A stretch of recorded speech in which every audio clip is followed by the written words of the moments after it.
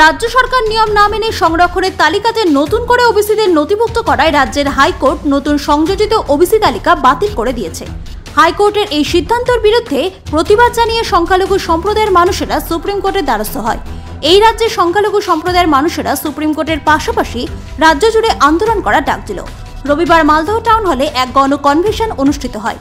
সেখানে সিদ্ধান্ত নেওয়া হয় অবিলম্বে কলকাতা হাইকোর্ট যদি তাদের সিদ্ধান্ত প্রত্যাহার না করে তবে রাজ্য জুড়ে আন্দোলন গড়ে তোলা হবে।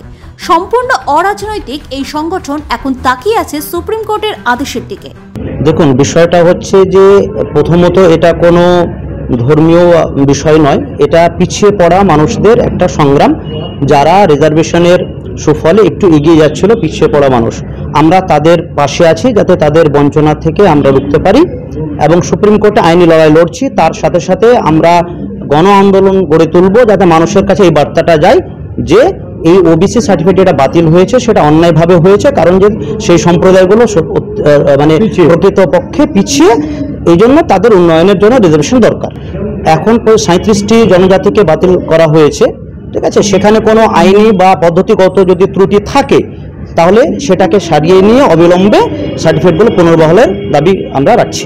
আমরা প্রথমত সুপ্রিম কোর্টে আইনি লড়াই জারি রাখবো এবং আমরা রাজ্য সরকারকে বলবো যে তারা যথাযথ ব্যবস্থা নেবেন। তো পিছিয়ে পড়া জাতির বঞ্চনার বিরুদ্ধে আমরা লড়ছি এবং তাদের পাশে আমরা দাঁড়িয়ে আছি বঞ্চনার সময়। প্রথমে তো হাইকোর্টের রায়টাকে মানবো, তারপরেই তো তার মান্যতা দিব। হাইকোর্ট যে রায় দিয়েছে সেটা এক পেশে, সেই রায়কে আমরা মানি না বা সমর্থন করিনি বলেই আমরা কিন্তু সুপ্রিম কোর্টে গেছি। সেই আপিলের সুযোগ আমাদের আছে, আমরা আপিল করেছি, এসএলপি দাখিল করেছি ইউনাইটেড গার্জিয়ান কাউন্সিলের তরফ থেকে। রাজ্য সরকার করেনি, হাইকোর্টের তার ত্রুটি করেছে। হাইকোর্টের জাজমেন্টের মধ্যে একাধিক ত্রুটি ধরা পড়েছে। আচ্ছা, পাশাপাশি গভর্নমেন্টের যদি কোনো ত্রুটি থেকেও থাকে, মিডিয়া হাউস তথাকথিত ব্রাহ্মণ্যবাদী মিডিয়া হাউস যেভাবে প্রচার করছে ব্যাপারটা সেইভাবে নয়।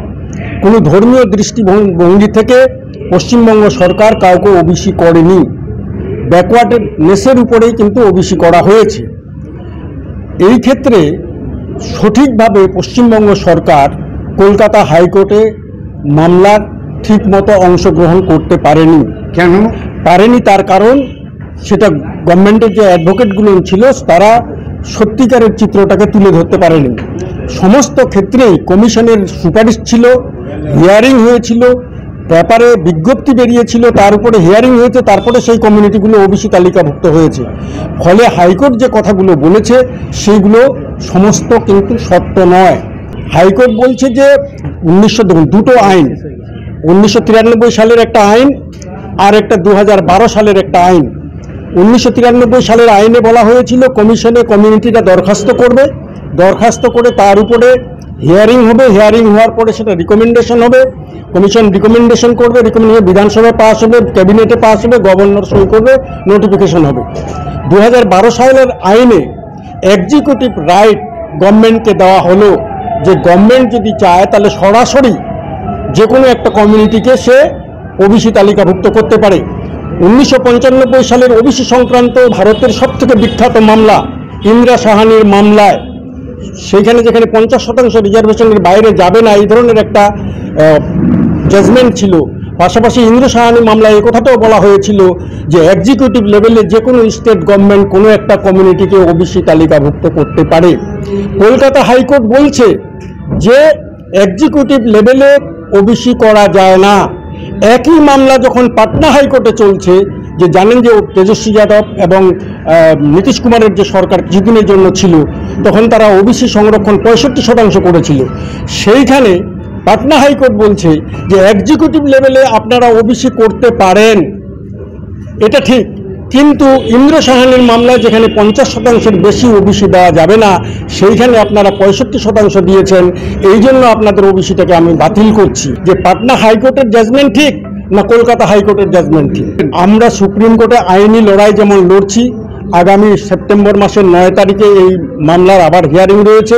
আমরা এসটির জন্য দাবি করেছি, পশ্চিমবঙ্গ সরকার যে আপিল করেছে, ব্যাকওয়ার্ড কমিশন যে আপিল করেছে, সেই আপিলে আমরা এসএলপি দিয়েছি জয়েন্ট ফোরামের তরফ থেকে, ইউনাইটেড গার্জিয়ান কাউন্সিলের তরফ থেকে। সেখানে আমরা এসটি পাবো, আমরা আশাবাদী। ওবিসির ক্ষেত্রে নন ক্রিমিলিয়ার থাকুক, সেটাতে আমাদের আপত্তি নেই। কিন্তু সংরক্ষণ দেওয়া হবে না, সংরক্ষণটা অবৈধ এ কথা বলা যায় না। ভারতবর্ষের সংবিধানের 15 নম্বর ধারা এবং 16(4) ধারায় পরিষ্কার সংরক্ষণের কথা বলা হয়েছে।